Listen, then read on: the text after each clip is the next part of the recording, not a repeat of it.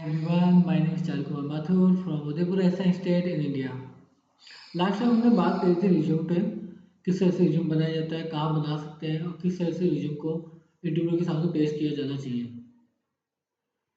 इस वीडियो में हम लोग बात करेंगे कि जॉब सीकर अपने आप को फेलियर या रिजेक्शन से या बेरोजगारी से कैसे अपने आप को बचाएं, अपना माइंडसेट किस तरह से अपना पॉजिटिव रखें, किस तरह से अपने आप को संभालें। आपने सही सुना है, मैं क्या बता रहा हूँ आपको या मैं आपसे क्या बात कर रहा हूँ। मैं अपने एक्सपीरियंस के बेसिस पे आपको बताना कुछ चाहूँगा। बेरोज़गारी जो होती है वो काफ़ी हार्डेस्ट थिंग है। मैं समझ सकता हूँ कि कई लोगों के पास में अभी भी रोज़गार नहीं है, और अगर रोज़गार है भी तो इतनी सर्वाइवल सैलरी नहीं है, और जिसकी वजह से कई ऐसे लोग हैं या कई ऐसे स्टूडेंट्स हैं या कई ऐसे प्रोफेशनल हैं जो गलत काम भी कर रहे हैं। सबका एक ही मोटिव होता है, एज ए ह्यूमन हम सर्वाइव कर सकें और हमारी फैमिली को फीड कर सकें, एक अच्छी लाइफ और डेवलपमेंट मिल सके।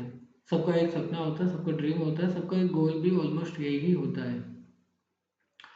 बट प्रॉब्लम ये है कि अभी जो हो रही है वो एक दौड़ हो रही है। हम स्कूल से लेके कॉलेज और कॉलेज से लेके वर्क प्लेस में सब जगह दौड़ चल रही है।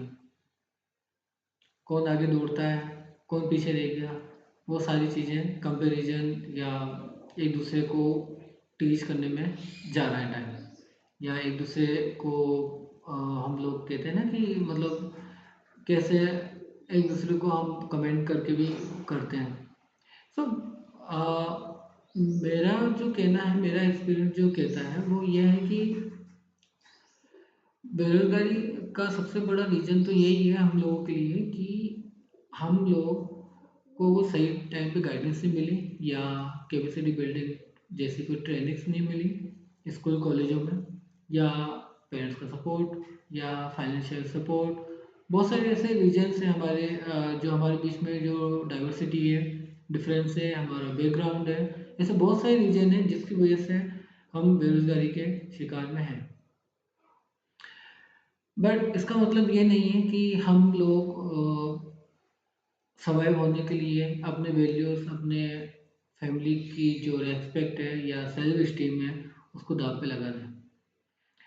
मैं आज आपसे खुल के बात करना चाहूँगा कि अभी मैंने बहुत सारे नोटिस करा न्यूज़पेपर में, सोशल मीडिया के थ्रू कई सारी चीज़ें मैंने ऑब्जर्व करी कि जो अनएम्प्लॉयड हैं वो अब लोगों को चीट कर रहे हैं, ब्रोकरगिरी का काम कर रहे हैं, या फिर वो विभिन्न अलग-अलग तरह के जो ड्रग्स हैं उनमें इन्वॉल्व्ड हैं, या ड्रिंक्स में हैं, नशे कर रहे हैं अलग-अलग तरीके के। प्रोस्टिट्यूशंस चल रहा है काफ़ी ज़ोरों पे, एंड साथ ही साथ जो अ पैसों के लिए कुछ भी कर जाने की जो काम है वो सब किए जा रहे हैं। वो भी वो सब के पास में एक ही रीज़न है कि हमारे पास में कोई रोज़गार नहीं है, और यही रीज़न की वजह से वो ये काम कर रहे हैं। तो मेरा ये कहना है सभी जॉब सीकर्स के साथ में कि हम अगर हमारे जीवन में या हम इंटरव्यूज़ में या कहीं भी फेल होते हैं, तो उसका मतलब ये नहीं है कि या हमें रिजेक्शन कोई मिलता है, तो उसका मतलब ये नहीं है कि हम गलत रास्ता पकड़ लें। ये मैं इसलिए कह रहा हूँ कि हम लोग जब अगर कुछ गलत होता है तो हम उसमें खामियाँ निकालने लगते हैं सामने वाले में, बल्कि जबकि हमें खुद में देखना चाहिए कि हमारी कहाँ वीकनेस है। वो हमें खामियाँ नहीं बता रहा है, हमें इंडिकेट कर रहा है कि हम कहाँ पे अभी हमें कहाँ पे अपनी इम्प्रूवमेंट करने की ज़रूरत है। ये एक बहुत अच्छा इंडिकेशन होता है। चीज़ों को ऑब्जर्व करें, नोटिस करें और उसको राइट डाउन करें, एक कागज़ पेन में उसको राइट डाउन करना सीखें। दूसरी बात, कोई भी फेलियर्स या रिजेक्शन मिलता है तो इसका मतलब ये नहीं है कि हम ऐसे गलत काम करें जिसमें से खुद की वैल्यू डाउन हो, साथ ही साथ फैमिली की हो, और साथ ही साथ हमारे आने वाले टाइम में हम जो हमारा जो एक अच्छा आ सकता है, अपॉर्चुनिटी आ सकती है, उसको भी हम लूज़ कर दें। तो ऐसा काम कुछ भी नहीं करना है। माना कि सर्वाइव करना है, उसके लिए ईमानदारी से जॉब करने की ज़रूरत है।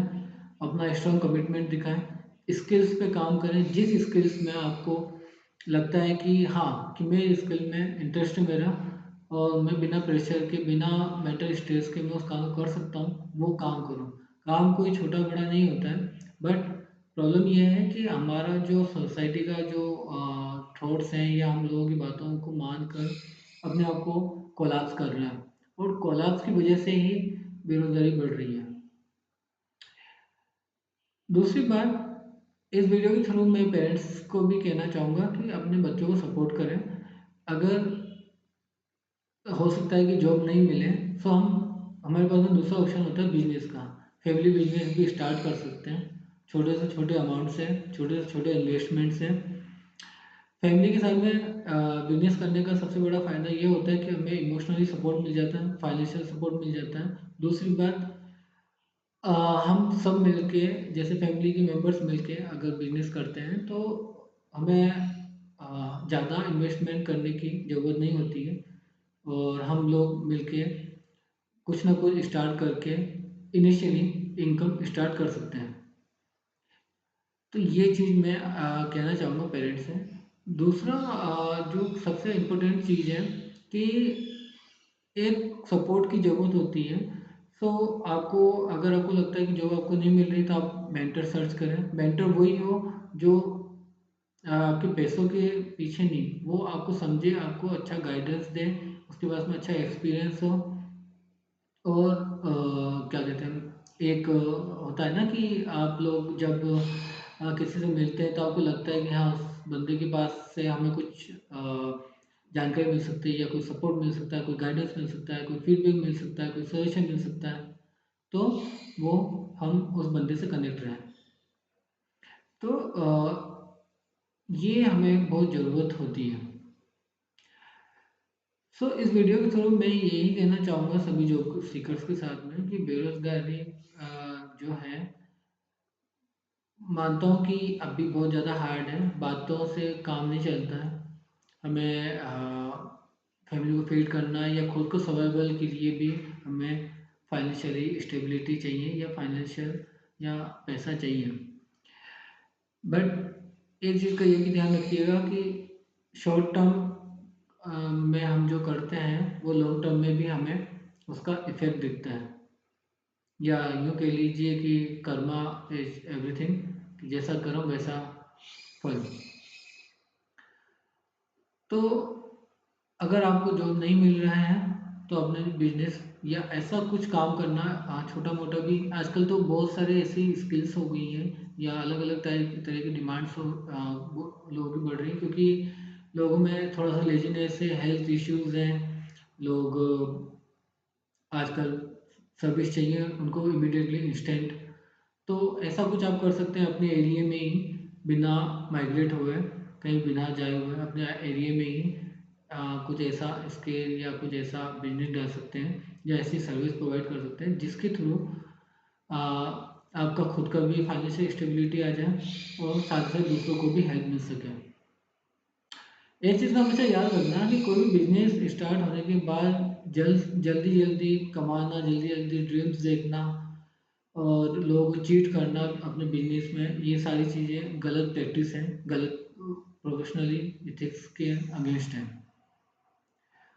तो ये चीज़ों का ध्यान रखना। और लास्ट में सिर्फ मैं आप लोगों को यही कहना चाहूँगा कि मैंने जो इस वीडियो में बताया है वो सिर्फ मेरा बेस्ड ऑफ माय एक्सपीरियंस है और मैं ये सिर्फ चाह रहा हूँ कि हमारा साफ़ सुथरा सोसाइटी हो और लोग खुल के जी पाएँ, खुल के सर्वाइव हो सकें और सब एक साथ ग्रो कर सकें। ये मेरा पर्पज़ है इस वीडियो के थ्रू।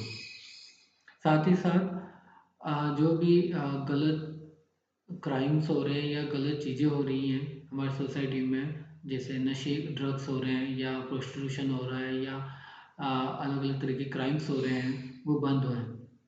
क्योंकि हम पैसों की तंगी को लेके और स्ट्रेस में आके कुछ भी कर कर देते हैं और जिसकी वजह से एक को कुछ नहीं होता है, हम सबको अफेक्ट होता है इन चीज़ों से। तो लोग सुरक्षित नहीं हैं। तो ध्यान रखिएगा कि इस तरह से अगर हम लोग अपने सोसाइटी में कंट्रीब्यूट कर रहे हैं, या हम या यूँ कह दें कि हम किस तरह से अपने सोसाइटी में कंट्रीब्यूट करना चाहते हैं, तो ये हम पे डिपेंड करता है। हम किस तरह का फ्यूचर अपने आने वाली जनरेशन को देना चाहते हैं, आने वाले समाज को देना चाहते हैं, लोगों की सोच को किस तरह से हम बदलना चाहते हैं। सोच को बदलने का मतलब ये होता है कि कोई किसी चीज़ को होल्ड कर करे हुए रखा हुआ है, और जैसे होता है ना कि लड़की ये काम नहीं कर सकती, लड़का ये काम नहीं कर सकता है, सो अपॉर्चुनिटी सबको इक्वली मिले। तो ऐसा कुछ समाज हमें क्रिएट करना है अपने एफर्ट से, अपने कंट्रीब्यूशन से, और एक स्वच्छ और स्वस्थ भारत बनाना है। Thank you so much.